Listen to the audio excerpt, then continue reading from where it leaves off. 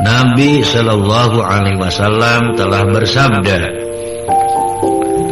ada 7 butir yang Allah akan memberi naungan kepada mereka pada naungannya di hari yang tidak ada naungan kecuali naungan Allah. Yang 7 butir itu rinciannya adalah: 1.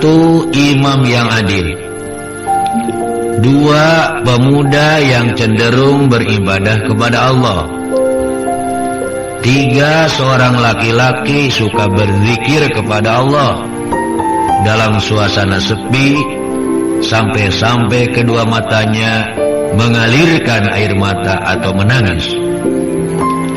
4. Seorang laki-laki yang hatinya senantiasa bergantung, terpaut, terkait dengan masjid-masjid. 5. 2 orang laki-laki yang saling kasih mengasihi karena Allah. 6. Seorang laki-laki yang telah mengajak kepadanya seorang perempuan yang cantik ayu untuk berbuat serong kepada dirinya.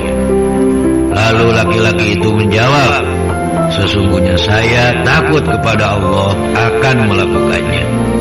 Dan yang terakhir, yang ke-7, seorang laki-laki yang suka mengeluarkan sidqahnya, kemudian dia menyembunyikannya sehingga tangan kirinya tidak tahu apa yang diperbuat oleh tangan kanannya.